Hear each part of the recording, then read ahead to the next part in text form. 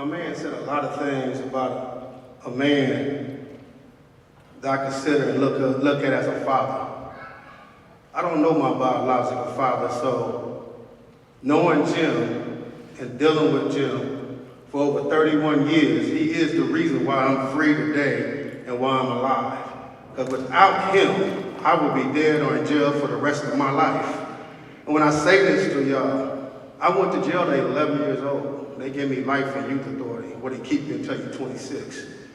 I got kicked out of youth authority at 16 and went to state prison at 16, where I had to really grow up to be a man, because I'm a young man. By the time I was 23, I ran all 13 prisons from one cell. I was that guy. I was that predator. I was that man that when Jim said if he could change the mindset of individuals, of predators from a negative to a positive, and put them right back in their community in a positive way, they would be just as effective in a positive way as they were in a negative way. I'm here in a positive way. Without that man, listen to me. Jim Brown was a man. And when we first met, he asked me, was I a big IT or was I a man? And I'm like, who are you and where are you? And he gave me his address, and I drove up there with my 357 Magnum.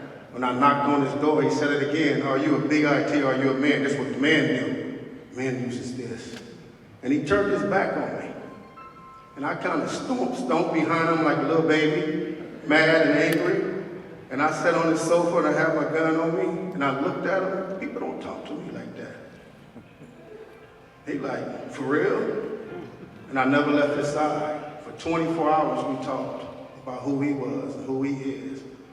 I knew nothing about this man until I met him. He created a program called the American Foundation for Social Change that teaches the responsibility of self-determination. Without that program, I would be an animal. But with that program, it taught me that I am not cursed at birth, that I am somebody.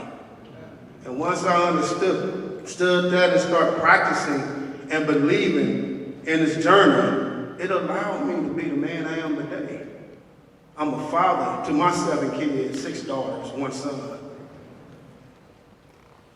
I'm a catalyst to many youngsters across this world. I helped Jim Brown open up American in 29 states, including Cleveland, with Box and his family. I've been around a long time. I'm 60 years old. I know what I'm looking. I look at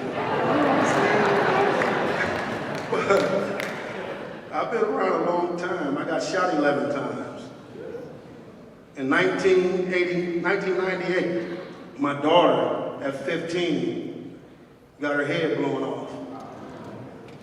She was born on Thanksgiving. She got killed on my birthday. When I got home, I had a lot of guys there, and Jim came knocking on my door. And my guy said, we're not trying to hear what that old dude talking about, Rock here. We got to get revenge. We're not trying to hear it. And I said, I owe a conversation. Because up until then, he gave me life. He was my life. And Jim looked me in my eyes and said, Rockhead, if we cross that line, there's no turning back. I said, what you mean, we, Jim? This is my problem. This is my issue. That was my daughter. He said, what about your other daughter? He said, what about all the young men that follows you and that listens to you today? And for the first time in my life, I fought my bad, negative feelings, and I went against my own neighborhood, and I started crying in front of another man, and I've never done that before in my life. That's how much he meant to me. And I turned my other cheek, and I didn't seek revenge for my daughter's death. Eventually, the dude got caught up and went to jail. But because of him and what he stood for and what he helped me understand about myself, it allowed me to be a man today that I'm a responsible father, as a hard-working citizen in our society. But Jim Brown was every bit of a man. If you knew anything about him other than sports, look beyond that. He was a man of men. And he transcended race, religion, and socioeconomic status. It was about human beings. And as human beings, we are allowed to make mistakes.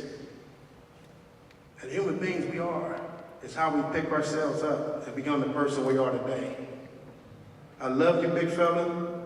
I appreciate y'all here honoring and celebrating his life. And I hope everybody continue to celebrate his life because I miss him.